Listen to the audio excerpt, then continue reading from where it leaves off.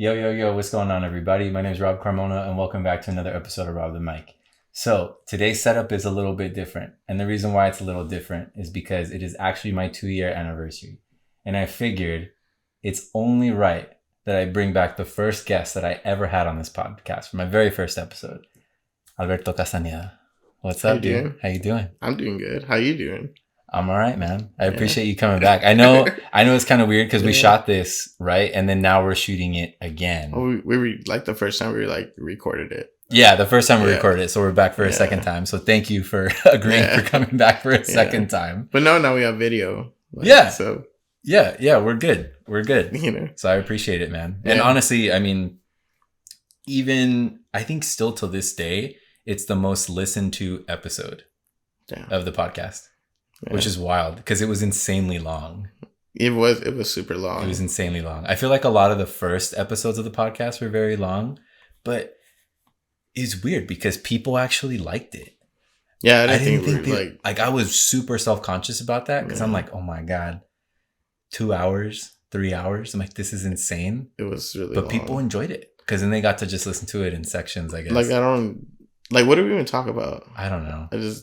We just pulled up and we took a couple shots and then we turned on a mic and we just started pretending we were interesting or something. I know. Dude, well, I mean, we definitely took more than a couple shots in the first one. For those of you guys who have, well, I can't say seen. For those of you guys who have heard the first episode, I'm sure you guys know when, not when things took a turn, but when it really started to kick in. And we were also drinking continuously, through the episode, which is pretty funny. Yeah, but do that. But yeah, dude, 2 years. Yeah. And here we are with video. And we have a cool little table I'm glad the video came in though. Yeah, me too, honestly. It's really cool. I'm really, it needed to happen, Yeah. Yeah. It's really cool. I agree. Yeah. And your little mobile table? Yeah. Yes. So this is my new little mobile table, guys. So this is probably going to be incorporated, or not probably, this will be incorporated now for all of my offsite podcasts. So hopefully you guys see more of this. Well, you will see more of this. I'm not even hopefully, but yeah, this is rad. I'm really excited. Yeah. Cool, so let's kick it off. Yeah. Yeah. Let's run it. Hey, so right. So I put together a couple questions for Rob. So yeah, because we're gonna mix it up a little bit. Normally, when I have guests, right, I tend to ask the questions or try and figure out some sort of structure in some way, shape, or form. But Albert actually came up with the idea of why don't we flip the script and someone needs to ask you questions. And I was like, well... I said someone. Yeah, someone. To ask you questions. But he honestly wasn't thinking about doing it himself. No. But when we were going over these questions of what he thinks someone should ask, I'm like, dude, you're the only person that should be asking me these questions. I'm going to ask these questions. So now he's going to go through and answer or ask me these questions. I'm going to ask you some questions. And I'm going to get put in the hot seat. All right. But it's kind of cool because I never thought about doing that at all. I never thought about sitting on the other side. I never thought about interviewing anybody on a podcast. Yeah. And then of course it would be this one out of any of them. So that's rad. Yeah. But I appreciate that, dude. Yeah, no I'm excited. And also we haven't talked about these things. So I don't fully know what's going on at all. I have an idea of certain things that I'm going to talk about at a certain point. But leading up to that point, I have no idea what's going to go down. So I don't know. I guess we'll see what happens. Yeah, it's not. But I'm excited. Yeah. So what's up, dude? Well, how you doing today? Right now. Okay. How you doing? It's today. I'm doing okay. Yeah. I'm doing okay. It was interesting start to the day. I had therapy this morning. Cool. So I'm not going to say it was a very easy session, but it also wasn't very hard at the same time. I think it's just kind of working through a very current situation. That's a part of it. I'd say some things are regarding family, but a lot of it is regarding a relationship. So I'm having to kind of like what I was talking about on the last, I'd say maybe 2 podcast episodes, maybe even further, but for sure the last 2, which is just having hard pills to swallow. Yeah. And right now I'm having to swallow a few hard pills. And the reason why I say a few is just because there's an overarching thing that feels like a very big pill. And I'm having to swallow that. And on top of that, a bunch of little things that are compounding with that. You know what I mean? Yeah. So it's there's one big problem. And then there's all these little things that are going off of that, like, or that are coming off of that big problem. So I'm doing my best with trying to manage, like, emotionally, mentally, and also just how to get out of my head. And I feel like with the work that I'm putting in outside of therapy, I think that's where I'm making the biggest strides, which I know sounds kind of weird, right? Because you would think you would make the biggest strides with your therapist or inside of therapy. Yeah. But I feel like a lot of the times, at least for myself, I can't speak for other people, but for myself, I feel like a lot of my biggest moments or my biggest triumphs are happening outside of therapy. Oh. Like I'm being given tools and like certain things to go about and like how to navigate situations. And I take that and I run with it. So I have to put that stuff to work. And it's just like doing homework essentially, but it's not something that he tells me to do. It's just, these are things that I have to practice. Yeah. But as I keep it in mind throughout the day. Yeah. Right. So it's like, as I practice it, I get to see it either working or it's not working, or I get to just kind of experience it as it's happening, which is kind of weird. But overall, I didn't mean to like dive super heavy with that already, but that's all right. So today had somewhat of a heavy start. Yeah. Again, it wasn't bad, wasn't good. Just, it was there. It had to happen. But aside from that, it was great. A lot of it was just prepping for this, making sure I had all my stuff together, and somehow I still forgot shit, right? But it's all right. Whatever, it's part of the game. But aside from that, it's been great, you know. That's good. So good. Hey, cool. That's good to hear, though. Can't complain. Yeah. Can't complain. Yeah. So this is the 2-year anniversary. Like, how long did you have starting a podcast in mind, and what made you finally bite the bullet? You know. I mean, dude, I don't know. Like, I feel like it kind of came out of nowhere when I wanted to start it. And I don't even know why, like, fully why I wanted to start a podcast. Yeah, I guess that's I was like, why? Like, what made you want to launch a podcast? You know? I think it was just, like, conversations that we would have and stuff that we would talk about. Yeah. So... we should have started them in the shop back in the day. Yeah. I feel like if this would have taken place in the shop, I think it would have been really rad, because we've had a lot of really... really wild life conversations. And I think because of that, I would see, like, for example, if we were at the shop and if people were around us while we were talking about certain things, they were very captivated about that conversation. And I just watch them. I would like glance over and just kind of look, and they're just listening. So I really started to think about stuff, and I'm like, you know what? And by stuff, I mean, this could actually be a thing. Yeah. And I know, like, it's very selfish in that sense, which I do talk about a lot on the podcast, that this is very selfish because it is for me. But I've noticed that it's not, like, even though it's for me, it does a lot for a lot of other people, which is rad. So when I got to the point where I was like, you know what, I just want to talk about my life and talk about things, and maybe this could help somebody else. Maybe what I'm, you know, because we all talk about it, right? Like, oh, you're not going through it alone, or oh, you're not alone. You really aren't. So when you talk about certain things, people can relate to that. Yeah. And my other thing was, I was never a fan of listening to podcasts. It's not a thing for me. I don't do that. Like, there are some that I will just watch. A couple, huh? Like, very, very few that I will watch. And I say watch because, like, listening, it doesn't really do it for me. I need to see it. Yeah. No, yeah. Video adds a whole like other element to it. Yeah, it's huge. Like, I almost lose like focus, or like I get way too easily distracted for just audio. Yeah, for sure. But it's like I wanted to jump into that space. I wanted to talk about stuff, and I feel like I had things to discuss. Like, I knew it, and it was just, there was so much going on. I was like, I want to talk about all these things. And then, granted, over time, I've sort of like weeded certain things out, and I can still talk about them, but it's not the basis. So, I mean, the way the podcast started is definitely not where it is today. Yeah. I would say. Yeah, it was a lot of car talk, and but I mean, moving forward on that, like, where did you think, like, the podcast, like, what did you think the podcast was gonna like be compared to what it is now, like today? I didn't know. I honestly had no idea. We're just like shooting in the dark. Yeah, I had no idea. I knew I was just going to talk about things in my life, stuff that I like, stuff that I love, things that have kind of driven me career-wise, things that drive me personally, my friends, my family, like every aspect, right? It was supposed to be like like an insight into my world. Not like it's this insanely amazing, interesting world, Yeah. but I have so many stories and so many things to talk about. And there's people that want to hear stuff like that. Like people want to Mhm. listen. And I feel like if you have something to say that's not bullshit, people will listen. And I feel like there is so much bullshit that's out there. This is the polar opposite of that. Yeah. Like I'm not here to bullshit. I'm here to talk about what I'm dealing with. I'm here to talk about what's going on, why it's affecting me, this is that and the third. Therapy, why it's important, what it does for me, and just Yeah. things of that nature.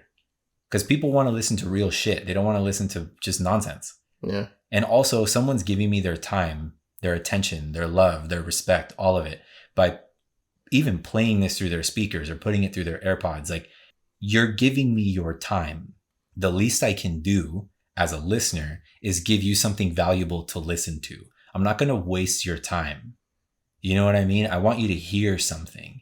I want you to feel something. Yeah. So that's where it comes from, is just ultimately giving people something that they can run with, Yeah. you know? Yeah. So like in the podcast you've talked about relationships, family, therapy, mental health, friends, like, and that's all like stuff that you're personally going through. Like, was it Mm-hmm. hard to put it all out there, or like just to be so open with it? Like just to drop the veil in Yeah. general. I Yeah. think, you know what? They always say it's easier to talk to strangers about what you're going through, right? Like you can be in line at Yeah. the market and all of a sudden you'll tell your life story. Oh yeah. And Yeah. it's like, why is that so easy? And I Yeah. think what makes it so easy is just because you don't know that person. That person doesn't know anything about you. You're a total stranger. You're going to see them, you're going to talk to them, and then maybe they go away forever. Yeah. So this kind of gave me that feeling, which is weird to say out loud, but it gave me that feeling. And granted, there's a lot of people, including yourself, right, that listen and now watch this. Yeah. And it's like, I know you, obviously, and I know a lot of other people who listen to this, but it still feels like it's a stranger, because at the same time, when I'm talking, there's other people that listen that have never listened before. Yeah. There's people who are watching who have never watched before, that don't even know who I am, but maybe their friend reposted something and they're like, what is this? Yeah. Or maybe their friend just referred it and said, hey, Mhm. check this out. What is this? So it feels easy Yeah. because I'm just talking, and I think about it sometimes, right? It does affect the content, how it comes out, because after the fact, I'm like, damn, now it's out there, right? But I don't. Sometimes I like not second guess it after the fact, but I still don't remove it because it's like, it is what it is. It's fine. Yeah. It's totally fine, because if someone's gonna come into this space, which I consider my space, if they're gonna come into my space and judge me for it, Yeah. that's not a me problem. That's something they have to fucking deal with. Yeah. Yeah. So You you're know what just I'm being like saying? as real as you could be. That's, You know. yeah, because again, it's someone's giving me their time, their attention, everything. So the least I can do is give them something legit. That's just, it's what I feel like I'm supposed to do in that sense. It's just put out real shit. Yeah. Because there's Yeah. enough. There's enough of everything else. They don't need more of that. Yeah. They don't need another personality. No. You know what I No. mean? No. They don't. No influencers or nothing like No, that. that no one No has time for that curated shit. crap. Yeah. And granted, especially on the curated side, because granted, I curate my content like on my personal page, but Yeah. the way that we talk right now isn't any different from if like the homies were here. Granted, I'd probably be going off like a lot harder Yeah. in certain things, but this is Like, this it's is just every me. day. Yeah. Yeah, this is me. This is the conversations that we actually have. It's not. There's nothing different. There's No. just a camera recording at the same time. Yeah. So it's almost like a reality TV session for a second, but it's real. Like it is that. It's just hitting record and kind of Yeah. going off about Just it. putting it out there. Mm-hmm. Yeah. It's a lot harder than it looks, you know? I think so. I think Yeah. so for sure. Because Yeah. that's the number one thing that I get from people is like, how do you do it? You just hit a little And I red think button. you just do it. Yeah. Yeah. Yeah. I think you do it. It's all of it, man. I think it's the whole, it's not that I have the experience being on this side of the camera, but I think what helped me a lot to get comfortable and get into this space was like going through art school Oh and yeah. just the scrutiny of that and like the absolute terror that was reigned every fucking week and having to constantly present to Sounds 30 like plus almost people. like abusive. It was Like, fucking horrible. I tell every person that I can, do not go to art oh, school. that shit sounds like traumatic. Like, It's very traumatic, for sure. Like they'd break you down. You're Yeah. supposed to like be like, Yes, look, yes, and they're like, yes. that's crap. Yes. You know. And anyone who's listening to this, especially the people who have gone to LCAD, which is, for those of you guys who don't know, it's the school that I went to. It's in Laguna Beach, called Laguna College of Art and Design. That program is one of the most rigorous programs on the West Coast. We started, when I came in, there was probably over, I think it was 230 something candidates in graphic design. With my year and the year before me, because it's like fall and spring, right? Yeah. Our combined classes ended up being 28 people. Damn, that sucks. So like a lot of people the drop. turnover rate is insane. Right? You don't get your money back or nothing like that? Or no, I mean you're paying. If you Yeah. fuck off, you fuck off. Like that's a you Shit. problem, you know? Yeah. But it's very traumatic. It sucks. Because everything that you're putting up is you. It's Yeah. shit that you've worked on for months. And you could put it all up there 3 months later on your final day, present it Yeah. in front of your class and in front of special guests. Because when you get into your upper divisions, there's always special guests. And it's like really important people from Who was the like industry. the tightest food that you came across? The, Because I mean, the tightest, yeah, I would say, which is now, he's a friend of mine, thankfully, is Mark Sperling. He was the guy that I presented my final to graduate from school. He's the guy who started ComplexCon, which is now like, I mean, it's one of the largest, I'm not going to say, it's like a trade show type of thing. It's like, but it's everything. It's just current culture. No. Whether it's music, stuff with cars, clothing, anything like that, it's all there. Yeah. And he's a reason why that exists. Like he started that. He started another thing called Group Y, which is really gnarly. And he's hands-on with everything and anyone in the industry. What's Group Y is essentially like a talk. It's like a TED Talk type of thing. But it's just like an entire network of just graphic designers, or not like, just or graphic just designers. like It's just people in the art people, space. people who just support it, who support him, who support what he's doing. And Mark is just a phenomenal human being. He really is. And he's helped me out a lot. He's believed in me a lot, and he's pushed me through for a lot of shit that I've had to deal with. Even when I've been in really dark places with work and like just in the artistic space, he kind of helps bring me back to ground zero. But he was probably one of the biggest that I've had. I mean, I've had also like really big representatives. I had like all the chiefs from Hurley, which was really rad. And like presenting stuff for Hurley to Hurley, which is terrifying because they could literally tear that shit apart. Yeah. And I had moments in there where I did get ripped for stupid shit, and I had to sit there and defend myself in front of 35 people. Yeah. Which is nuts, but I wasn't going to let that shit go. Because I think that's another part of it too, is like learning how to speak for yourself. Yeah. Because I can see that. The way that... You got to like stand out though also, right? Yeah, like, you have to stand out, and you have to stand... Again, space. to me, it's just standing up. Because it's like, why did you do this? I'm going to tell you why I did it. This is why. And I stand behind that. We're like, oh, well, that's dumb. Like, well, that's a you problem. This is how I feel. This is what I did. This is why I did it. You know? So just respect my time, respect my space. We can talk about this further after. And there were situations that would happen like that. Where you would scrap out or something? You would literally tell this person, yeah, this isn't the time or the place, but we can discuss this after the presentation. Like a company exec. You like... Yeah, because some people you would have to, and not everybody did it. And I'm not saying I did it every time, but I had my moments where it'd be like, oh, damn, you know what? And there's also times where you have to just kind of...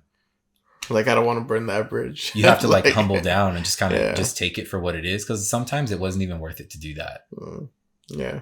You just kind of had to walk it. But being in that space ended up preparing me for where I'm sitting right now. Because I hated public speaking. I was terrified of it. It was the worst thing to me in the fucking world. Like when I was even in high school younger, it was so hard for me, Albert, to get through a presentation. Oh, it's still hard for me. Like so hard.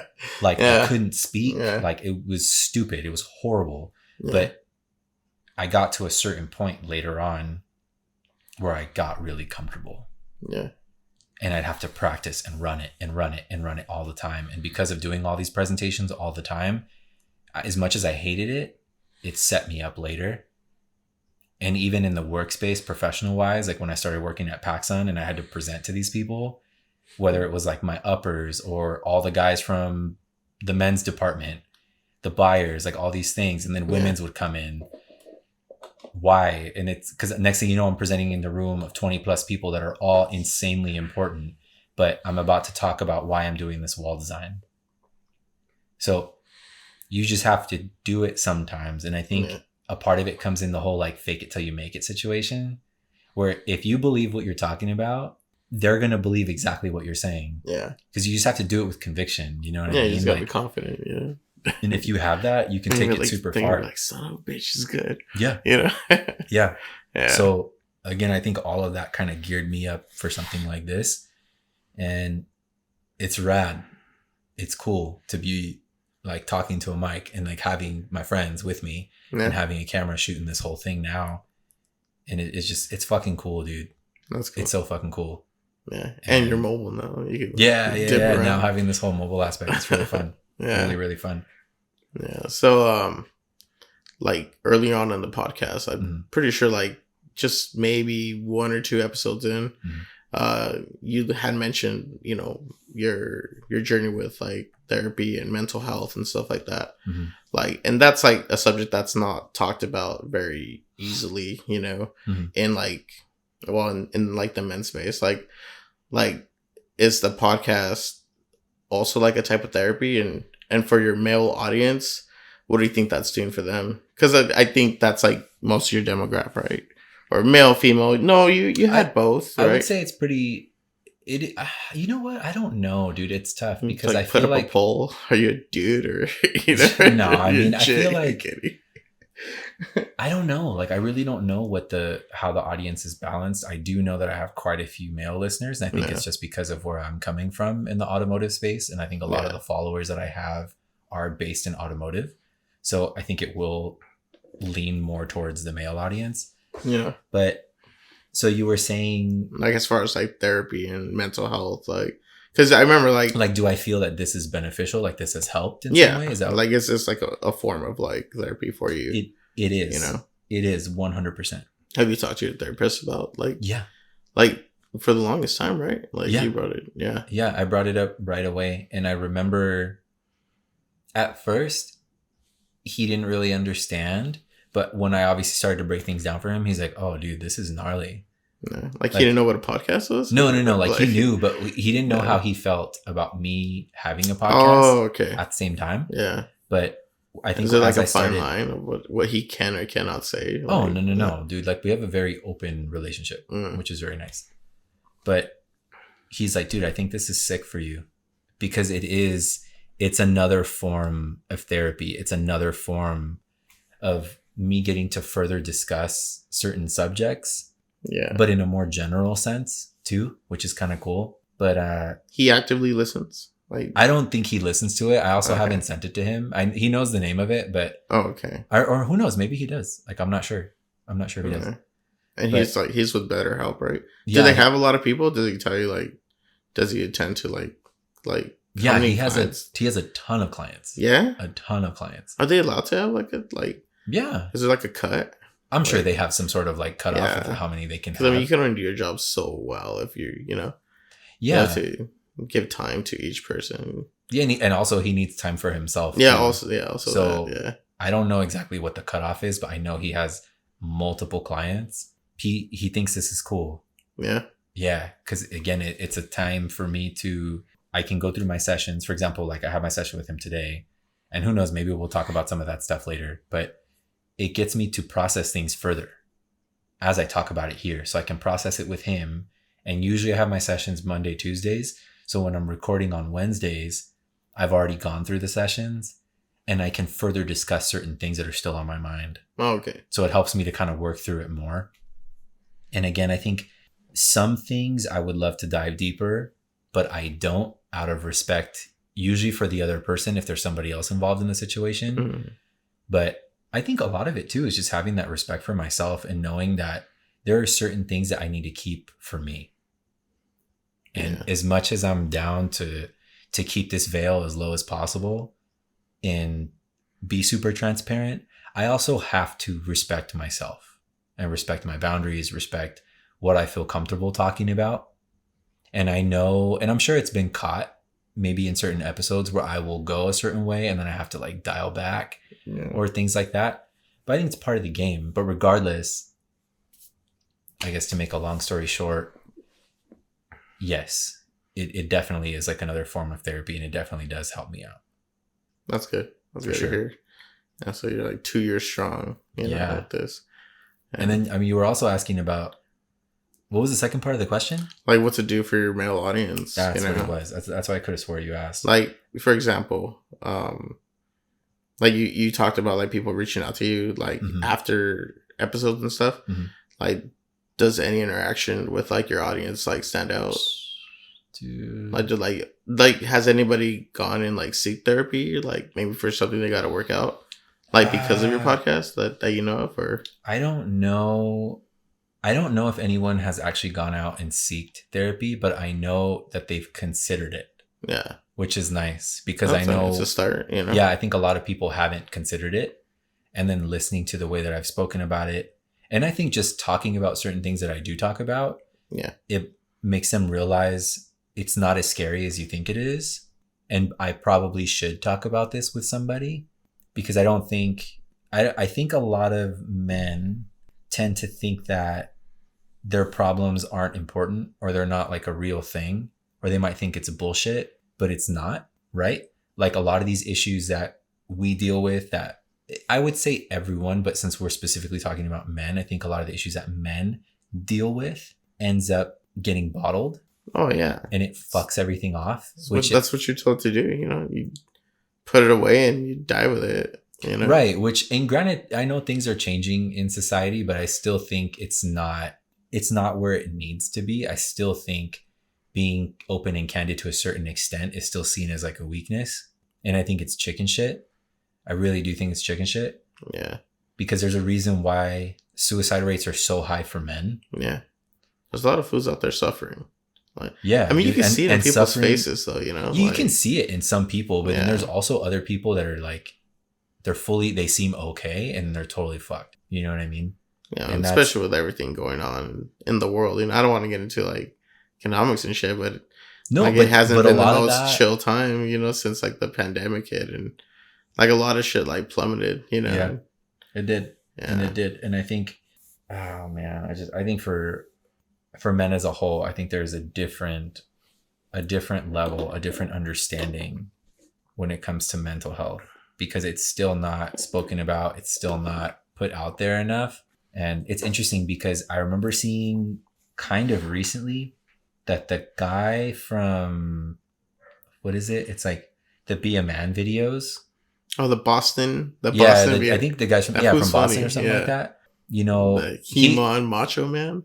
Yeah, it's just very like, you know, if this is fucking bothering you, just tell it to fuck off and then, you know, be a man. Yeah. But they're pretty funny.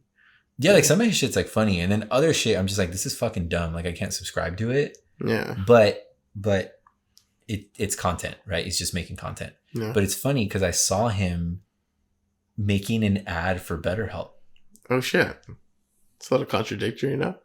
Well, I mean, yeah, well, that's what I thought. Or it's genius. That's what I thought. I thought both things. I was like, it's a little contradictory, but it's also extremely smart, because maybe men will actually be like, yo. Yeah, to that fool, yeah. Yeah, like, what is this? Oh, this is cool. Your like, Chad voice? Yeah, it's my Chad voice. Yo, like, what is this? Oh, I should give it a shot, you know? Oh, therapy is sick. Yeah, fucking. Should put a wig on. And obviously not all fucking dudes sound like that. I'm not trying to generalize, but fuck it. Who the fuck sounds like that? No one sounds like that. I know some people who sound like that. I know nobody that sounds like that. Oh, it's because I went to school in Laguna. That's okay. So I know people who sound like that. I went to the IE. I went to school in the fucking IE. Just getting pocket checked over here. Yeah, dude. No, but homie running. It's every day. Every day, dude. Every day. That was every day. But I think this podcast in general, I think has definitely opened up a lot. And I think it's changed a lot of dynamics that I even have with a lot of my friends and Yeah. a lot of people that I just run into through car stuff, especially. I think they look at me different. They talk to me different. People feel super comfortable. I've had people fully open up about really wild situations out of nowhere that they've reached out after certain episodes and been like, dude. And then it's like, literally, they'll be like, dude, yeah, this is that and third, whatever. And then it's just, and they start rapping off. And some of the shit that people talk to me about is so heavy. Oh, damn. And at the end of it, all I can do is just be like, dude, like, I appreciate you. Thank you for trusting me with this. Thank you for feeling that this is a safe space, that you can talk to me about anything. Yeah. And I've had this, whether it's be like through DM, I've had it via text, I've had this in person, where I've had people that I've never really spoken Like a to. random car meet. So. Yeah. And people just been like, hey, I just want you to know, dude, like, your podcast is really rad. Yeah. Like the stuff that you talk about. And then they'll just start going into stuff. Oh, dude, this happened with my mom, or oh, this happened with my girl, with my dad. And I'm like, yeah, damn. You know what? Let's get into it, I guess. Let's talk about it. You know what's also kind of funny though, like for those that don't know, like in the car space, is that like now for some reason, like being sad is like its own car genre, like it's its own style. Yeah. Like I don't. It's just like where the hell did that come from? Like it was just like we used to just care about like kids, wheels, your swap, whatever it'd be, and now it's like you see like a bunch of like broken hearts and like. Yeah, like it's like like lost soul stickers that they're doing that like waviness and shit. It's like it's like the old like Microsoft Word font, or whatever. Like I know what you're talking about. Fucking shit that dance, But like you're seeing a bunch of that like on people's car, well, that and like anime stuff too. I guess like not trying to knock on anime. I don't get it. It's all within that whole space. Just, I feel old and senile now. No, dude. I think it's just the whole thing of it like being cool to be sad. Like I think it's really stupid. Yeah, like I don't get where that even came. It comes from music. Everything always stems from music. I think. Yeah, I think some of it is a part of that. I think with like the music that's gotten popular and like things that have kind of changed up, but like it's not cool to be sad. Like I don't want to be sad. That just seems like a bummer. Yeah, like I don't want to be sad. Like it's not tight. Like I don't like it. I don't like when I feel the way that I do, when I go through my emotions, when I go through these things. Like it's one thing to feel certain emotions, but I don't want to constantly feel that way. And I don't think it should be glorified because it's not tight. Like it's not tight to be depressed. You know what I'm saying? Their like cars are depressing too, though. Like they're usually built pretty sad. Yeah, just from like a car. That's why they're bummed out. Yeah, because it's like you have a sad ass fucking car. Like your LS is a piece of shit. I'd be sad as fuck too. Pull back. No. Some kids need to understand that. But again, I think in the whole shot, I do think this is helpful to the male audience because again, I think it's opened up certain doors. I think it's opened up, at least for myself, I've had the honor of creating a safe space, which I know I've talked about multiple times, right? Like whether it's creating a safe space with your partner, with your friend, with your family, anything. Yeah. And I think because like I've talked about this before, how like your body, you see your body as a temple and your body is your space. Yeah. Right. So if you can create a space that people feel safe when they're around you, I think that shows a lot too. And that's been a big goal of mine, is just create a safe space here. Like when you're talking to me, it's safe. It's cool. Like I'm not here to judge you. I'm not here to talk shit. If you want me to talk some shit, I'll talk some shit. But just know that whatever it is that we are speaking about. This isn't for the rest of the world. This is for things. And if I do talk about it, let's say I bring it up in the podcast, it's from a very general sense. You have no idea what's going on. Yeah. Who it's from, anything like that. Because the last thing I'd ever want is for someone to tell me something in confidence and for me to breach that. Because there's an issue with that. And like things like that should never be breached. And it's not like, how would you say, like a therapist-patient confidentiality thing. Yeah. But I do think that people tell you things in confidence. And I have to respect that confidence as much as I can. I know, dude. We have these dogs next door. It's like an army of chihuahuas. Yeah, and they're insanely fucking annoying. And if I could go punt all of them clear across like any censor that. no across any football field or literally just this backyard, I would 100% do that. You can't kick chihuahuas. You can't kick chihuahuas, but these ones I kind of want to right now. But I think it's just because of the situation. Other than that, I'd let it go. I think they're quiet. It's fine. They're gonna just keep going. It's not a big deal. Whatever. Anyways, Yeah. But yeah, dude, I think going forward, I just need to continue reminding myself of that and just always be aware of it. Yeah. And constantly keep that open. And the relationships that have been opened because of these conversations through DM, through whatever, to just keep those going. And to constantly just remind people on here, like, yo, this is a safe space. Yeah. You can talk to me about whatever. I'm totally not a therapist at all. This isn't like, I'm not licensed or anything. I'm not in that fucking space. I'm an art person. I'm a creative. This is just something that I do that's supposed to help me. And selfishly, it's like, this is me, but somehow I'm able to help other people. And it's fucking cool. Do you think you'd ever like bring on a random listener, like a random audience member? Like to like, I don't know, what if like they wanted to air something out too, I think it'd be really cool. And I've definitely toyed with that. Like certain friends that they listen or that they've heard of the podcast and just be like, what are your thoughts? What's up? What's going on? Like one of my buddies' girlfriends reached out to me and we talk quite a bit in general. Like I'm very close with that couple. Yeah. And it's cool because I have a relationship with them and I have a relationship with each of them individually. Yeah. And we can talk about like real life shit all the time, which is really great. And like she came at me recently and I don't want to give it away just yet, but she brought up a subject that she would like me to talk about. Because I always tell people on here, right? Like, dude, if you guys want me to talk about something, tell me, DM me, text me, put it in the comments, whether it's on YouTube or Instagram, whatever. And it's funny because people don't do it. And she's, aside from you and maybe like a select other people, no one's done it. But she was like, hey, something crossed my mind and I'm curious to know what your thoughts are on it. And I'm like, sick. This is what I'm talking about. Yeah. But I would love to take that, like you're saying, like a step further and have somebody like her on the show to be like, yo, yeah, let's talk about it. Like, what's up? Yeah. Like, what do you want to talk about? What is this? Consider this like an open mic. Yeah. And I'm just here. I'm here to give you the space. Like, what's up? That's pretty cool. And kind of run it back. Like, not the way that the podcast started, where it's like a conversation with friends, but kind of bring in that sort of a conversation with friends. Yeah. Yeah. I mean, so yeah, I would love to do that. I'd love to wrap in something like that. I think that'd be cool. That'd be cool. Yeah. Yeah. So, you're running like podcasts now weekly. Mm-hmm. Where are you getting your topics from? Where are you finding inspiration? Like, cause you're like really consistent now. Now, yeah. For sure. Before it was like sporadic, random, whenever the fuck. It was still fresh too, though. Yeah, I didn't know what the hell I was doing with it, and I think a lot of the turn in the consistency. I feel like I need to talk about the turn in the consistency was when I kind of hit that, not like a dark spot, but I hit a place where things really weren't that good, and I needed something consistent in my life, and this gave me something. It was like therapy it's not that I had just started it, but I was getting into a deeper place. If not mistaken, if I remember correctly, that was around the time that things had kind of severed with my last relationship.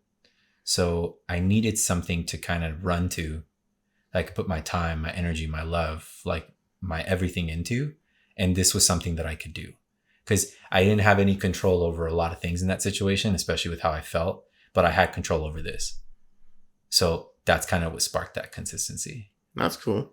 Yeah. And where I find the subjects for the weeklies is just my day to day, either things that I experience, things that I kind of that I'm enduring right now, or if I watch something, because I know I talk about this quite a bit, that I'm watching other YouTube channels and things like that.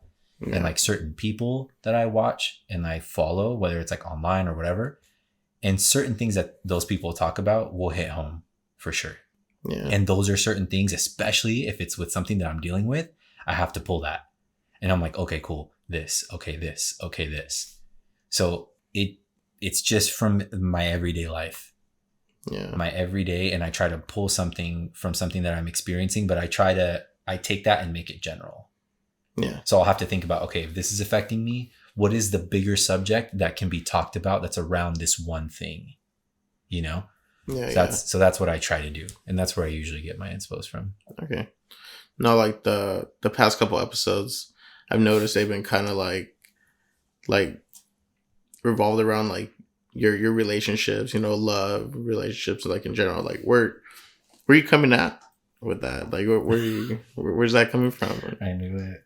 I knew it. No, I knew this was gonna come. they've been like you'll drop like hints here and there and like in episodes, and there's only like one subject that could be like pertaining to, and Right. and so Yeah, because I tend to talk about it in a very roundabout way. yeah. Okay. So okay. So Like that's going been like going into the fire with this one. I like it. Okay, this is good, dude. This is your show. I'm just here. This is my show. That's it. This is your show right now. Yeah. It's cool. It's cool. I think it's fun. Okay, so where is it coming from? I think a lot of it, I know a lot of it is just from my current situation. I think dude, the last 6 months have been an absolute whirlwind shit show, everything in between. Because man, like it took a really wild turn. I don't know how else to fully talk about it, because there was somebody who was in my life for a very long time, and we parted ways under a miscommunication.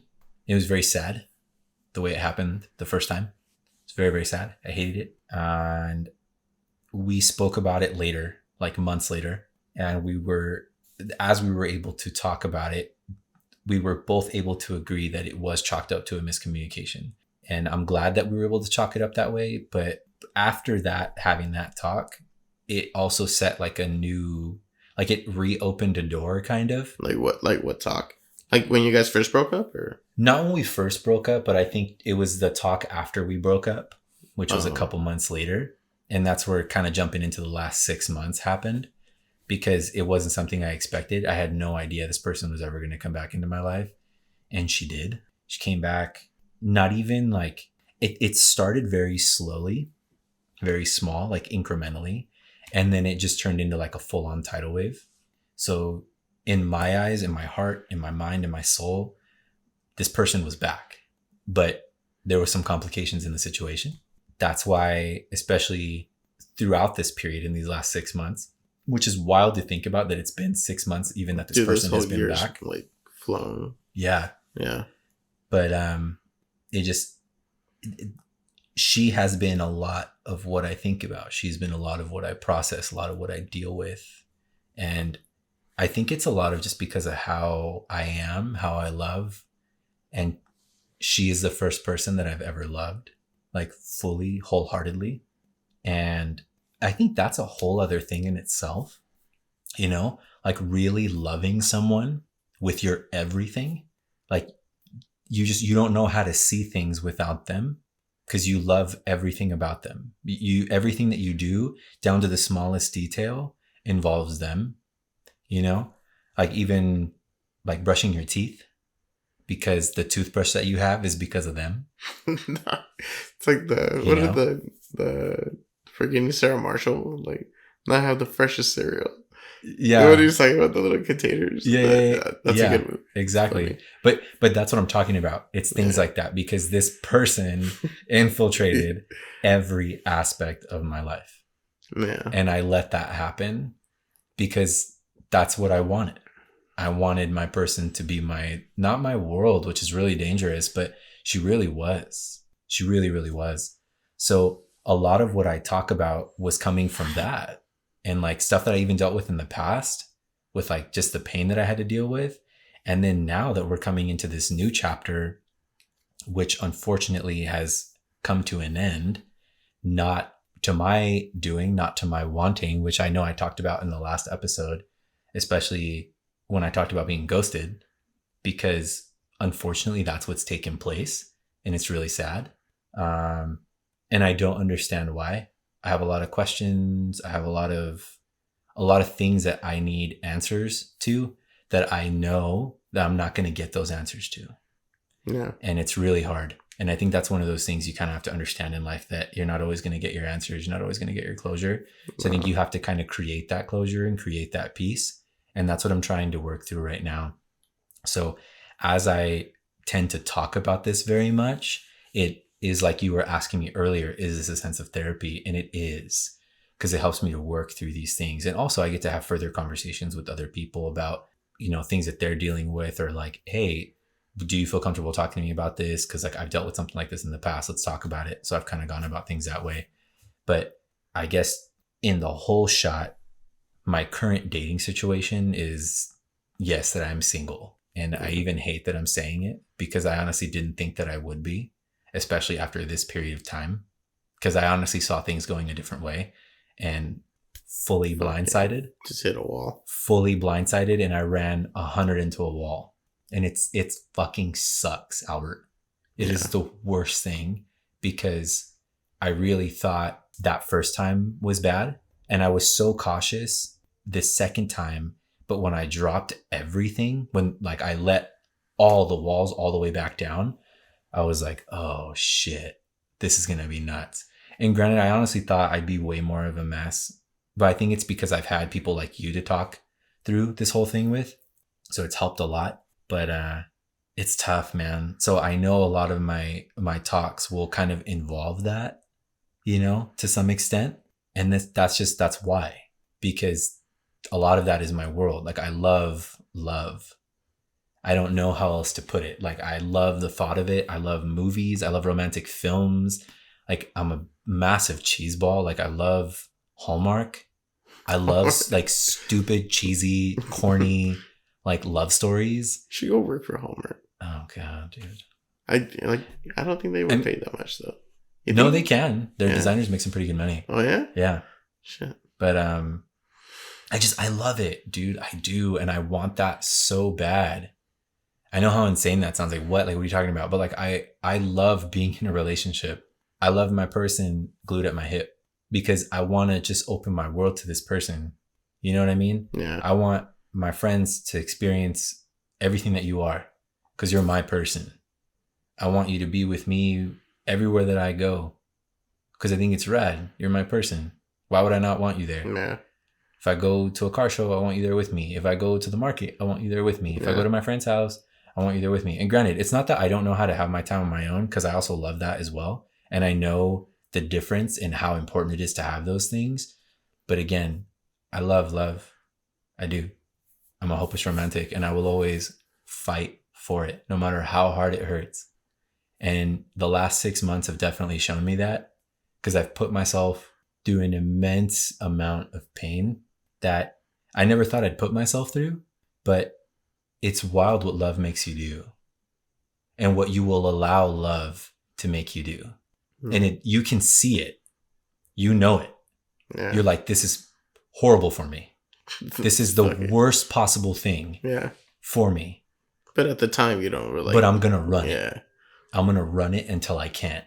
So that's kind of what I've been doing, is I'm running it until I can't. Yeah. So what are your steps like moving forward?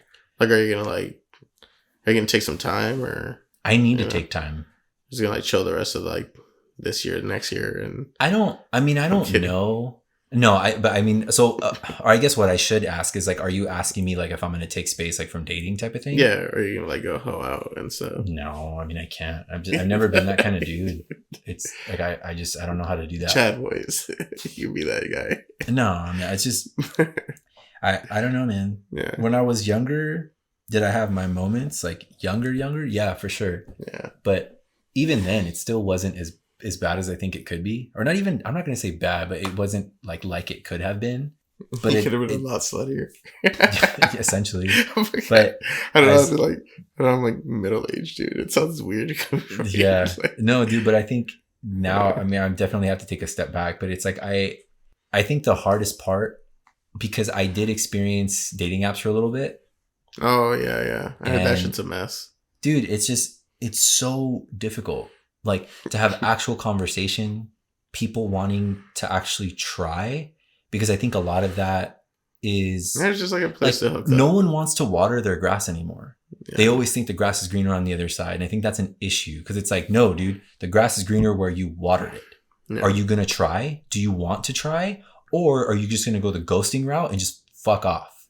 Which is an issue in itself. Like, I hate that it's such a thing, that it's cool that people have developed this sort of mechanism that's just like, okay, well, I'm done here. Bye. And the other person's like, what? Times are different, you know? Yeah. And that it's just cool. But I think that having the conversation part is really heavy. And I can only speak from my perspective, but it seems that no one wants to try to have conversation anymore. And like certain people are expecting, let's say men to like do everything because you owe me everything. And it's like, dude, I don't owe you shit. Yeah, you've seen like a lot of that. I literally don't owe you anything. Yeah. What is it that you even bring to this table? What is it that you bring? Because as of right now, I see no reason to give you anything. I'm not talking about money. I'm not talking about anything. Just literally anything. These are girls that you're like finding on these dating apps, or just like that I have, for sure. Where it's like, so you feel that because you are a female that I owe you something, because I find you attractive, that I owe you something. Yeah, I owe you everything, and it's like, no, like this was a mutual thing. You found me attractive as well. Let's talk. And if I have to constantly, and it's like, if I have to constantly, if the conversation's like pulling teeth, this is ridiculous. And it's like that. It's been like that in the past. And that's the thing that scares me the most because, I mean, dude, I want kids. I would like a kid. It's like a singular. I'm down with a singular child. Like, I would love a kid.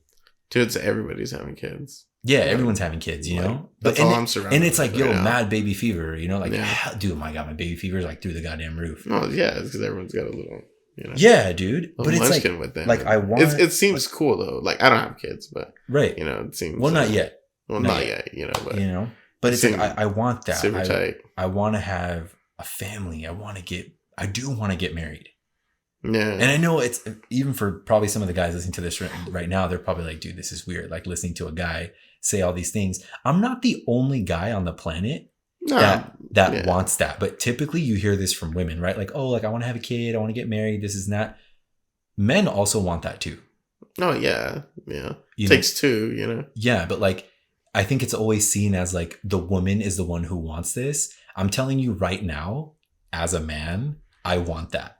Man. You know, I'm putting this on this podcast for a reason. This is for the world to know. If you didn't know, it's like, now you understand. Like, I'm not afraid to put my emotions out there. That's not what this is. Like, this is, again, to be as open and as candid as possible. And a lot of where this is coming from is because of the things that I want. Yeah. So it scares me for the future, dude. It really does. It's something that I'm very concerned about. Because I'm like, damn, dude, am I going to find somebody who's down? Not like to go half on a baby, but it's like to just... Did you say to go half on a baby? Yeah, because you got to go half on a baby. It's like Sue, right? You can't do that shit by yourself. But spot me on this. You know what the fuck? But that's what it is. But at the same time, it's just baby. you know, finding somebody that's gonna go like deep into conversation and that just wants to actually get to know me as a person. Yeah, that's an actual concern. Yeah, I mean, but you know, and I think about that it first, though. You know, but that's the problem. There's people don't want to build that anymore. Yeah, it's not there anymore. The want is not there. There's nothing. It feels super fucking far and few, and it's very discouraging.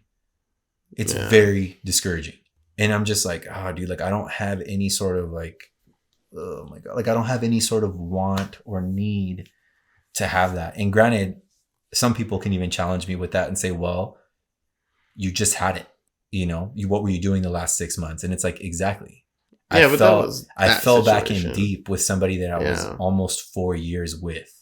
I would 100%, if the situation went a different way, I would 100% like have a ring on that person right now, like at this moment. And I'd probably be going home to my fiance. No. Simple as that. I didn't need more time.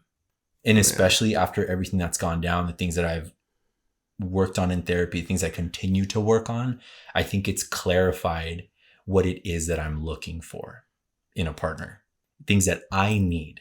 What is it that I like? What do I need in for myself, and what do I need in this relationship? I have very clear views of what that is, and for a lot of people, it's really scary because they don't know yet, and people don't have to know. But is it a concern of mine again? Yes, because I do know. Yeah, I think that should be like one of like the first questions And that, yeah, on like like, I don't have an or like issue. maybe you should like test the waters with like a serious conversation. You know, like Yeah, I don't say see a like reason why. Like I don't want yeah, to sit here and know what kind of colors you like. Like I don't, fucking not small that I talk. don't care. Like Yeah, let's jump into it. yeah, Like what's up? yeah. Like what makes your heart beat? Let's talk about that. You want to talk about the weather? Nah, fuck Mm. that. Fuck that. That's dumb shit. Cuz I feel like dude, especially with the things that I've endured because of love, it's brought up a lot of realizations. And like one of those things is that love really is a two-way street, but not in the way that you're thinking. Because I heard something recently that again like shifted it, and I was like, because at first you hear love is a two-way street and it's like, okay, I get it, but no, this is different.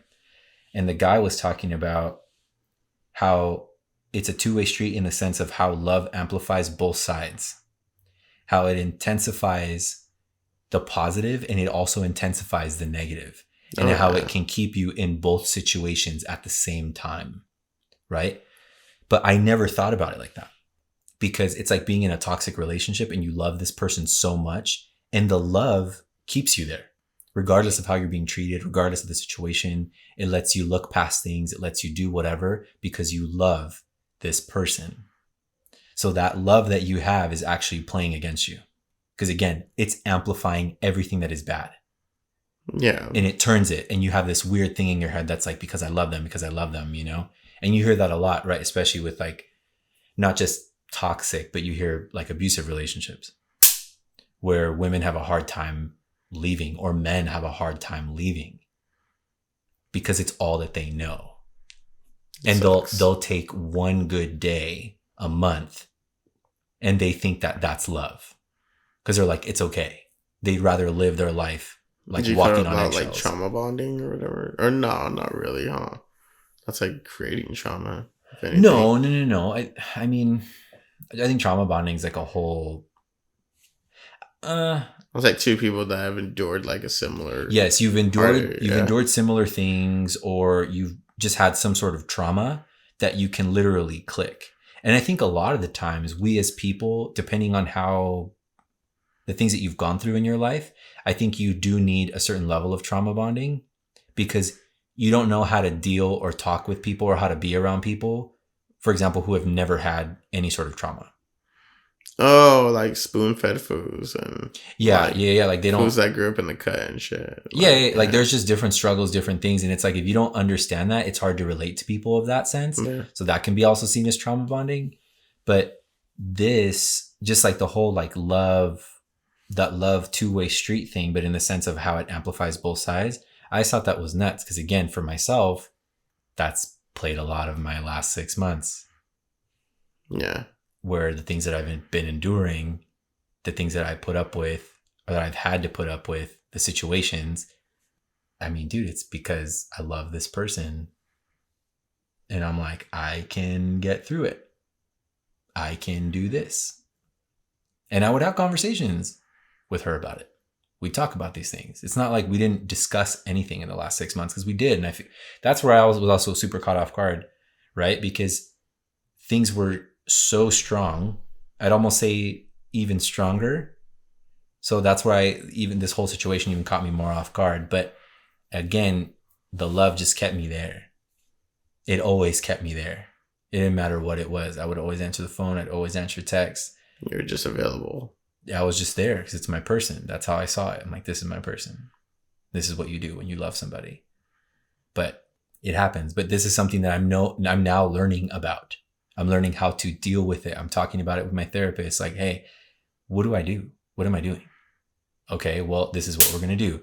And we kind of go through the steps, go through the motions, so I can understand what those things are, what those triggers are, like why I feel the way that I feel, and so on and so forth. But with all of that being said, I think we also have to realize something that's really important. And it's sad to think about and even to say out loud, but that like a lot of the times, and I don't even know if it's a lot of the times is proper, but how sometimes or in time, love isn't enough. That there's so much more that we need as people, as individuals. That love literally is not the only thing that can be on the table. And if love is the only thing keeping you there, something needs to be reassessed because something's wrong. There's all kinds of things outside of love that you need. You need companionship. You need understanding. You need cooperation. You need peace. You need kindness. There's all these little things that come up. But as a society, I feel like we put so much importance on love, love, love, love, love. But again, there's so much. It's like very generalized. It is very generalized, but there's so much. I feel like love could be at the top of a pyramid, but the steps of the pyramid get overlooked and everyone's too busy looking at the top. But it's like all of these things adding up are what get you there, right? Yeah. But you can also fall down and sometimes you got to go back up. But regardless, I think just sometimes love is not enough. And it's scary. It really is scary because when you start to remove that, I think it gets you to think, okay, outside of this love, what do I have? And I don't think a lot of people are ready and willing to face that yet. And I'm sure even as I say it right now, there's probably people listening to this and or watching this that are probably saying shit, because if I remove the love, what is actually left? And those are things that we're not ready to ask ourselves yet, because I wasn't ready to ask myself. And I think still to this day, I'm still not ready to ask myself that with this past situation, because I'm not ready for that answer, even though I know what the answer is. I know it sounds silly to say, but I'm not ready for that because I don't know what else. There was a lot of other things that were there, but based on how things played out, that's what I'm trying to get to ultimately. Yeah. It just clicked right now. Based on how things played out, what else was there? Yeah. Well, maybe and was it fully just one-sided? Because it's like I've talked about in the past too. When people love you, they care about how they make you feel. Yeah, for sure. They're taking your feelings, your everything into consideration. And I think just having to sit with this really kind of shook my everything. It shook my world. It shook my soul, my heart, my mind. Because I'm like, damn, this was a very inconsiderate thing. And I hate that. Like, I really do. But this is what it is. Yeah. Right? This is what it is. And it's helped you like shine light on like the actual like hard facts of the situation. Oh yeah. Yeah. That's what it does. That's what it does, right? Where you have to really, like, whether it sucks or not, like this is unfortunately the reality. Yeah. This is the reality of it. And that's what I'm saying. For some things, I'm just not ready yet. Mm-hmm. But at some point, of course, I will have to face those things. And I go through it with my therapist right now where he'll ask me questions and I answer them. But I kind of answer them and then that's it. I don't want to think about it. I don't want to process it. I don't want to talk about it right now. And it sucks, man. I wish I had like a prettier way of saying it. It sucks. It's not fun. I don't like it. I really don't like it. And it's sad, especially for myself, because of how much, again, that I love. I love romance. I'm all about that. But at the end of the day, the love isn't enough. And realizing that is what hurts the most. Living that is what hurts the most. When you've put everything out and then nothing is back. Like you don't get anything in return. Yeah, but that's just the way it is sometimes, It's part of the game, dude. I feel like love is a massive game and you got to be willing to gamble. And I'm not a gambling man. Yeah. I don't gamble at all. Like zero. Yeah. But it's wild what I've gambled for love. Yeah. Because I've put everything. I've emptied my entire bank. Done. Like I've gone into debt. That's how I feel. I feel like I've gone into debt gambling on love. Yeah. But I mean, regardless of how the whole situation turned out, I think like any relationship and just in general is also like a really good learning experience. Oh, for sure. And like there's going to be like red flags that you like experienced and endured in this relationship. Right. That like they're just going to help you make more clear decisions like in the future, like moving forward, No, dude, for sure. I Yeah. agree. I agree. And I think a lot of it too is just kind of stepping back and looking at my examples of love constantly, but looking at the positive side of that. I was actually talking to my therapist about that today, is that I'm having to look at the positive side of these things, because as much as I look at relationships and I say, fuck, I miss that, you know, like I see how you and Yessie are, and just the way you guys joke around with each other and the way you guys just are. And I miss That's all we that. do. But I miss it. Yeah. I miss all of that. I Yeah. miss having my person and just kind of talking shit and having a fucking person. I miss that. But I don't look at it like that now. I look at it now as examples of love, Hmm. because I have to have that positive spin. Because if not, I'll never get out of that hole. I feel like I'm in a snake pit. And every time I look at something like that, it's like I'm getting bit.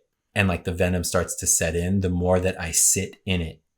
You feel me? Yeah. But when I look at something and I can kind of see a positive aspect, especially a strong positive aspect like that. So again, looking at your guys' relationship, I look at that now as an example of love, what I should look for in my next relationship, how I should want my next relationship to be, because it gives me hope.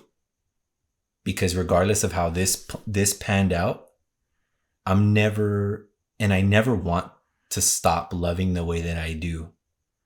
Because for a while, I did feel that I was never going to be the same. And I think to a certain extent, I don't think it will be the same. It'll be different, but Yeah. it'll still be great. But I It'll have just be different. examples of what to look at, Yeah. And like I've even talked about this too on the podcast, like with my uncle, like who passed, right? Like Fredo, seeing the love that him and my aunt had and just kind of witnessing that, that's something that I look at and I'm like, damn, like that's what I want. That's what I want. 100%. And Yeah. then even like a recent too, like I talked about last week when I was talking about No, which is a guy from Genocide who passed, and his girl Danger. They're also another example that I can think about that's like really strong. And like that was a really pure love that I was able to witness multiple times. Like even before like moving up to fast forward to right now, like having met her, having conversation with her, and just getting to know her as a person. I'm sure we'll get to know each other more as hopefully I can kind of come around that whole scene more. But just understanding their love was incredible. Seeing their love blossom, seeing how people captured it, instead of me looking at it again as like, damn, I missed that. Damn, I don't have that. Damn, this, Yeah, damn, because you that. can't think that way. You know? I look at it like that. If the love isn't that way, I don't want anything to do with it. And it's high stakes. It's a very high stake, right? Because then now it's like I have a crazy standard, but it's really not a crazy standard. It's just, are you about it? Are you about it? Are you really about this? Are you about this Yeah. relationship? Because I'm going to give you 100 and I'm expecting 100 back. And on the days that you can't give me 100, I'm going to give you everything I got. And I hope that on the days that I can't give you 100, you're going to give me everything you got. Because that's what I'm here for. That's what I'm here for. It's all I'm here for. It's all I want to be here for. I don't want to suffer. I don't want to go through pain. And I know it's a part of life, but I don't think it has to be that way all the time. So I'm just trying to find ways that I can kind of remove that self-infliction. And again, looking at these situations that way helps me a lot. So that's the best thing that I can do for myself, is That's good. see that sort of like that positive, that light, because society doesn't want that. I feel like it's like, Yeah. oh, you got broken up with, go be sad over there. And then just go be sad. In like a corner. Be sad. Yeah. Stay sad and only Yeah. be sad. And it's like, nah, man, like I don't want that. I don't want that for myself. And I don't want to fall into that whole societal thing of what I should and shouldn't do, how I should and shouldn't feel. Yeah. Because at the end of the day, I'm dealing with this on my own every night. I have to go to bed with it. So I have to find ways to come to terms with all of these things that I'm not okay with, Yeah. And this is like one of those things. And it's got me to a point where it's helping me find myself, and that I'm having to love myself through it all, regardless of the situation. Because even if I don't have her anymore, I still have myself. Yeah. It's still me. The same ways that I've talked about this before, where it's like, it doesn't matter if you're laying next to someone or not. You go to bed by yourself every night. You're in your head every night. You're in your head every day, all day. So if I don't have any love for myself, if I don't have any compassion, any understanding, any patience, if I don't have any of that, what I was willing to give to somebody else who didn't fucking deserve it, then why can't I give that to myself? If I know deep in my fucking heart, in my heart of hearts, I know that I fucking deserve this, then why would I not give it to myself? And I have to be capable, Albert, of giving this shit to myself, because who the fuck is going to give it to me? Yeah. I can't expect you. That's not your responsibility. I can't expect you to give that to me. Can you give it to me at times? You give it to me all the time. You're always giving me reasons. You're always giving me happiness. You're always giving me love. You're always giving me positivity. But it's not your responsibility. Yeah. It's my cross to bear, essentially. Yeah. I have to do this for myself.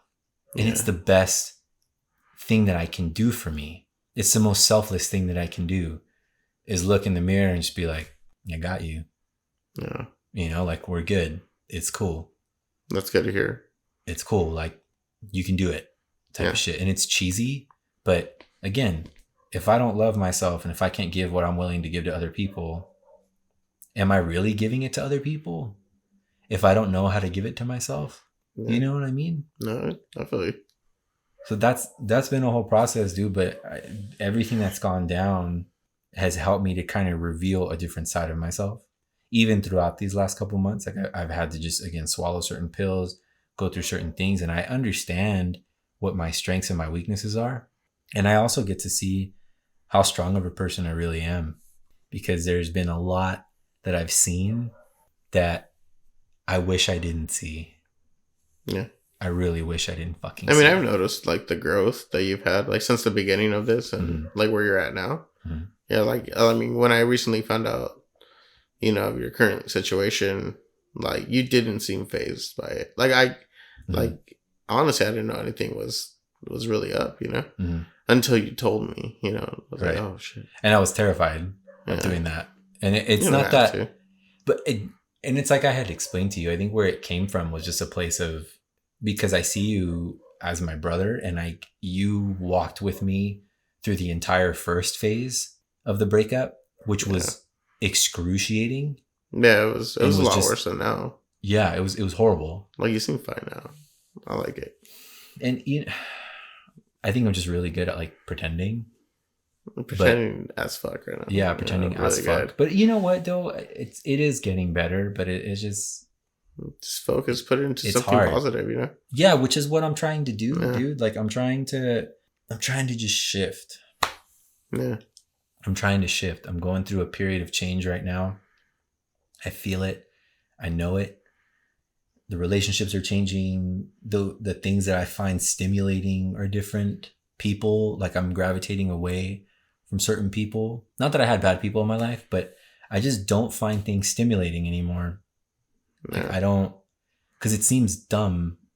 Like I want to put my time, my energy, my love into things that matter more, because I know it's where I need to be. Yeah. You know, like even this past weekend, it was Noah's like a memorial thing for him. And for those of you who don't know who I'm talking about when I say no, I know I've said it a few times, but that's what I was talking about when I was talking about Waxer. So Waxer is like Noah is his name. So when I went to his thing on Sunday, like things like that make me happy. Not that like being at memorials make me happy, but being around people that are full of love, like genuine love for one another. That like being around that sort of camaraderie is very important. Yeah. And it's moments like that. It's things like that. Like that's where I want to put my time. That's where I want to put my effort. That's where I want to put my energies. And I don't want anything less than that. No. Like I just don't want to do dumb shit.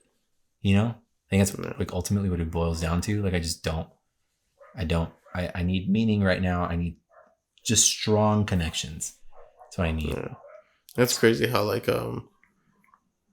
sometimes you like when you go through like a loss or like someone passes away, like it really gives you like a different perspective. But it sucks that it's usually those situations themselves that like give you like this like like gratefulness, I guess, to be here. And, Right. And I've only ever found that from like funerals and like, viewings and memorials and shit. Yeah. But it sucks. Like, why that, No, it's crazy. And You're like, damn, because that's like the worst that could happen, Right. And there's two things I wanted to talk about on grieving, which is really interesting. One, like having to grieve like a relationship, like grieving someone who is still alive. That's one thing that's insane. Another thing on that perspective aspect, I was talking about this with Jose, which he's high depth on Instagram. We were talking about that specifically because he was also at the memorial on Sunday. And we were talking about how we were together under unfortunate circumstances, but that how wild it is for that to go down, but how it strengthens connections, and how it strengthens things because you get that immediate perspective where you're like, oh man, I don't have time for bullshit. I just have time for real shit. I have time for real people, like people who really fuck with me, people who really care, because like that's it. And when it boils down to it, especially in a situation like that, there was a mutual understanding with everyone there that it's like, we're all here for a reason. We're all here because we had love and we cared for this person. And I can't say cared, but care. Because it's present, it's current. Yeah. We still care about this person. So we're all on the same page? Okay, cool. Tight. So we all fuck with each other because we were all on the same page. Yeah. And that's rad. And then on the other side of that, that's where I was talking about like grieving someone who's still alive. That's a really shitty thing. Fuck that. Because you don't need to do that. But it's a loss. Yeah. You're grieving a loss. And like right now, that's what I'm dealing with. I'm grieving a loss of someone who is still alive. And this person was very much in my life, like one day to the next, not. And not to my, like, I didn't want that. I didn't choose that.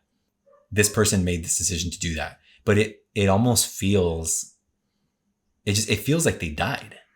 Because they're not there anymore. Yeah. And I have to deal with that. Because they're not there. But they're still alive.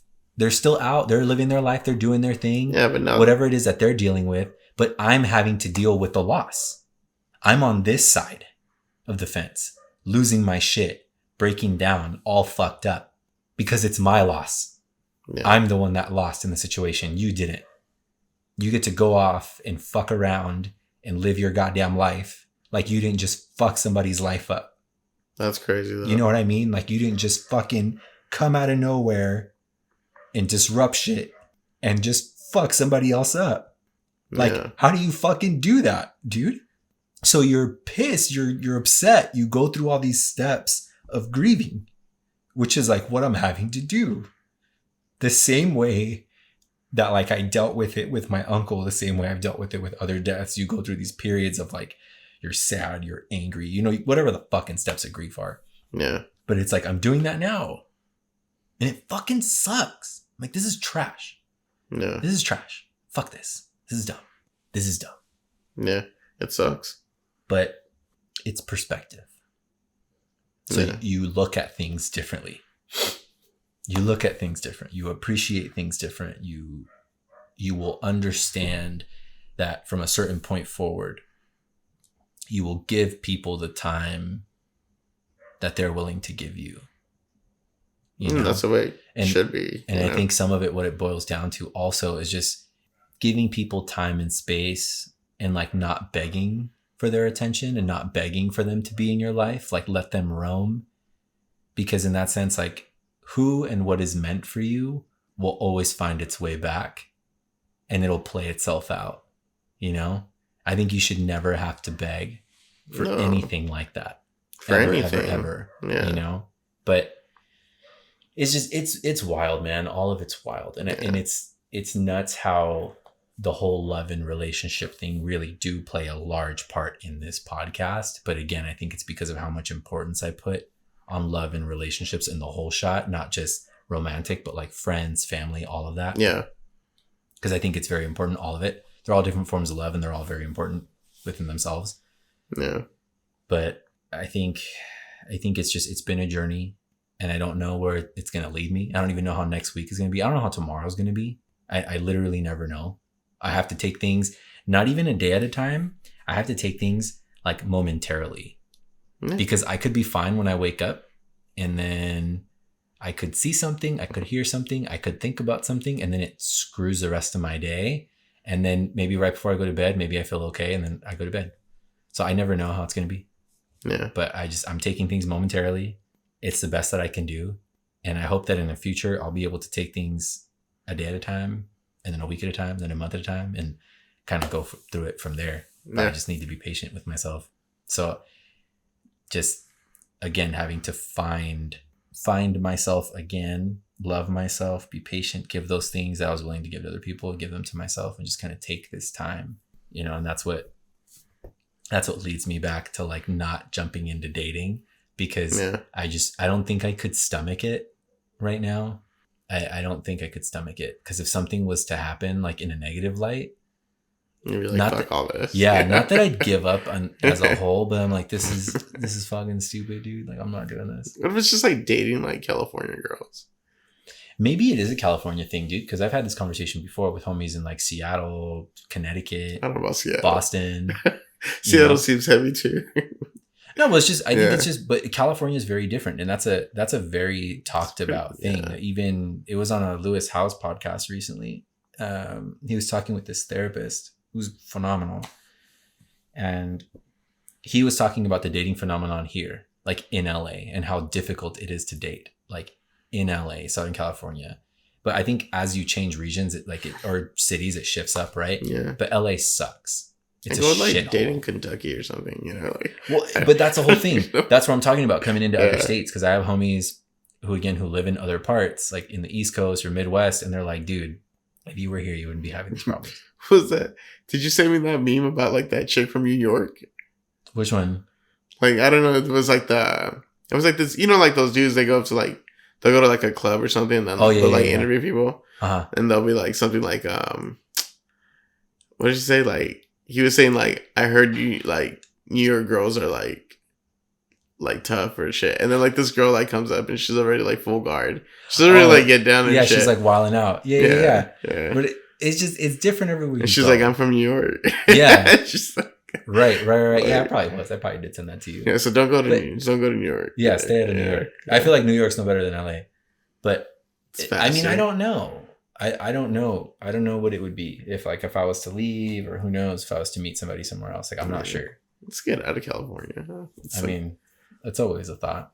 Yeah. But, this is where my heart's at. This is where everything's at. And it's wild because, again, even on that subject, dude, the things that I would put up with and put myself through again for love are fucking nuts. And something buzz. Yeah, I think it was probably me. Oh, okay. Yeah. Most likely. Yeah. Yeah, it's Rob sending me a message. Oh, okay. So he's probably just woke up or some stupid shit. I don't know. That's probably why he didn't come with us today. It's all good. He's fucking sleeping like a dipshit. I hope he listens to this, and I hope he fucking hears that, because I'm talking about his stupid ass right now. All right, so like moving forward, like what's next? What's next for this podcast? Let's just start with that. What's next for the podcast? I would love to have more interviews, more guests per se. And I would, especially now with this whole like nice little like mobile setup, like I would like to, I think it'd be easier like to go to people and just kind of set up, talk to them, get more incorporated with that. I believe it or not. Fluorescent light. Yeah, have like my little, some sort of something. Yeah. But I've been seeing ads for those lately. I don't know if you have. Yeah. Oh, I used to when I was looking at stuff like that, but then I stopped for a while. Oh, okay. But I would love to do that. I actually started a TikTok. I haven't uploaded anything yet. There's literally zeros across the board, like 0 followers. I'm not following anyone. Nothing. I am on Threads, but What is Threads? It's just like a watered down shit Twitter. I don't have a Twitter either. I only have Instagram. Yeah, I have an Instagram, which is fine. Like Twitter's fucking nuts. You know what I mean? Like in the whole shot, Twitter's nuts. For me, but Instagram. It's not. That doesn't help me out. Yeah. Like Twitter would not. I don't think it would help me out. But TikTok is probably the next thing. So my reels that I post up on Instagram are also going to be going on TikTok. And I'm not sure if I'll do any exclusive content for TikTok, but maybe I will. We'll see. I'm going to start playing with that this week, possibly like for the anniversary. Like I'll start posting up things and just kind of seeing what's going to happen. But dude, honestly, I really don't know fully what's next. I'm open to anything and everything that happens. I hope that this goes somewhere. I hope that this can do something. I feel like if we keep doing it, because it's rad. It's fun. Yeah. It's fun to do. It's fun to have people that I give a shit about on here. It's cool to talk about the things that I talk about. Get your friends that are uncomfortable in front of this camera. And I'm friends. It's like a stiff fucking piece of wood. I'm like, like looks over at what? Like, don't look at the camera. No, but that's cool though. That's cool. So yeah, I mean, it's just being more open. I think that's what I see is just kind of wherever, like I've talked about before on the podcast. I think it's wherever the current takes me. Yeah. That's where I'm willing to go. Gonna go with it. So that's what I kind of see. I see an open book. I see an open future. I see blank pages. That's what I see. And wherever it takes me, wherever I go, that's where I'm going to go with it. So continuing on with video, continuing on with stuff like this, doing a lot more like remote things. That'd be cool. Yeah. Just kind of bringing in different scenery, different backdrops, but literally being places. Yeah. And I was telling Rob we should do a podcast in the woods. Which we will. We will. Bears and shit. There is one of those that's going down. So do you think of that? Like when you go like out into like the wilderness, like if you go to like the forest or anything like that, I always think of like the like gnarliest wild animal that's probably like behind like a rock. Yeah. Because it's a thing, especially with some of the places that we've gone. Yeah. I mean, it's a thing. Yeah. But yeah, man. So I think that's what I see. I don't know if that fully answers the question. I hope it does. That answers it. But just I see blank pages, but blank pages in a good sense. That's exciting. Yeah. Yeah. So like you were talking about Twitter and like, obviously you're on Instagram, Twitter, YouTube. Twitter not yet. I don't have a Twitter yet. Oh yeah, you said TikTok. Yeah, TikTok. That's how to touch him. No, you're good. So as of right now, I'm like, oh yeah, that one. Like right now, where I can be found. Yeah. How many like audio streaming platforms are you on? Dude, every major audio streaming platform. Okay. Like everything. So Google, Apple, iHeartRadio, Spotify.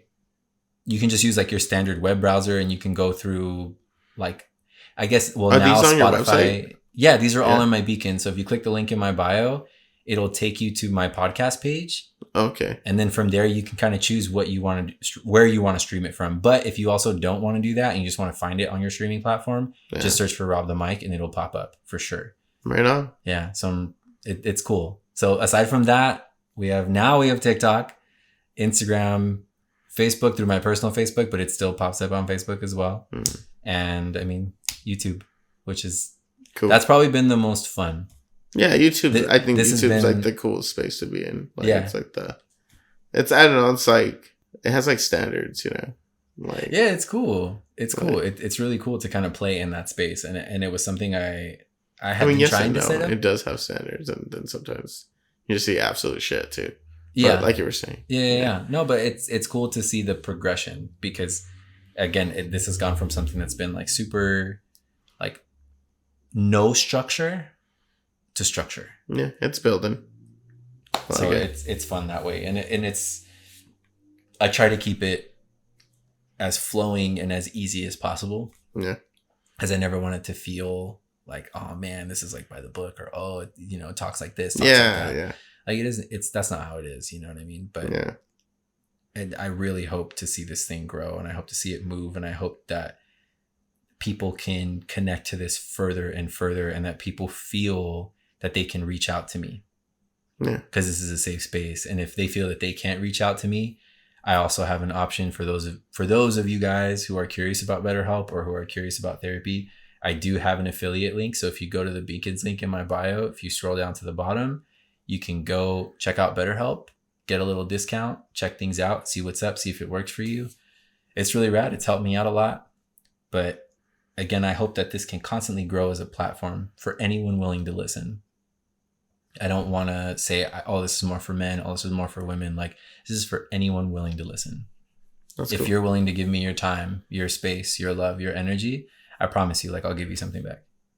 And Cool. it's everything that I can possibly give you. It's every ounce of me for whatever it is that I'm talking about. That's where I'm at. And again, just to constantly keep that safe space and constantly keep things open for people. For sure. Yeah, right on, man. But dude, I appreciate all of this. Yeah. This has been sick. It was cool. Yeah, it's a work night, by the way. It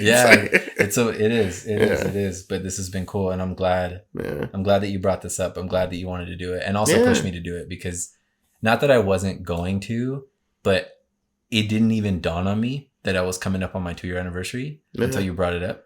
So I was like, oh, just in time. A big deal. It's literally it's tomorrow. Yeah, tomorrow. Yeah. And actually, it's dope because it's so 2-year anniversary, right? Oh, it's 11/23. Dang, 2-year anniversary. Yeah. It's gonna be episode 30. Okay. Which is cool. Damn, 30? 30 episodes. Sure. 30 episodes. And this is actually where I'm going to cut the season off. So this is going to be the official end of season 1. Yeah. Oh, damn. Yeah. So that's cool. Yeah, I was thinking about it. I wish I had a little like confetti poppers. We could blow something up. Not again. I lit a firework in my house one time. I was like really young though, but no. It's okay. We're not going to light one right now. No, right. I don't even have fireworks. I don't do that. We can get some. Fuck no. We're not going to get some. But yeah, I'm going to cut this off, and then we'll start off season 2. And again, with when I was talking to my buddy's girl, she gave me an idea that she wants me to talk about. So I'm going to jump into season 2 with that and just kind of see what happens. And hopefully those of you who are out there watching, those of you who are listening right now, if you guys have anything at all that you want me to talk about, if you're curious on what my thoughts are, if you're curious on anything, my opinions, or you just want me to talk about something in general, reach out. Either shoot me a DM, a text, give me a call if you got my number, leave a comment down below on Instagram, anywhere, literally anywhere that you see any content, please feel free, share all the things, let me know what's up, because I want to be more involved with you guys. And also I want to incorporate you guys more into the show as much as possible. So, and of course, I will always shout you guys out because it's fun. People kind of love that. It's cool. It's cool. The homies are always like, dude, that's wow. You said my name. I'm like, dude, it's not a big deal. Like, I don't think it's a big deal, but it's fucking fun. I love that. I love talking about the people in my life. I love sharing about everything when it comes to that. And because it's everybody, like all of you guys are so important to me. And that's what this is about. Again, this is about my life. So why would I not want to share these things? I want to share about who these people are and why. It's important. No. And then the world can find out. And then it's cool because then people start to connect more and more dots. So when they see, if we're at a car event or something, it's like, oh, that's his homie Albert. Or like, oh, that's Yessie. Or, oh, that's Jay, Sabrina, Yessie. Like, it's all these people. And they start to connect these dots and see that the network is there. And it's like, oh, damn, yeah, cool. This is a real thing. Yeah. But yeah, man, this has been a really great experience. It was dope kind of being on the other side where I'm having to answer questions. Yeah. So that was cool. Thank you for putting me in the hot seat. It's all good. And thank you again, dude. This has been really fucking rad. I appreciate it. And I know for sure I'm going to be having you back for future episodes. Yeah, so I'm excited. It's in the background or something like that. Like a side commentary guy, you know? Oh, dude. Not even. You're going to be probably the same thing. It's going to be your show again.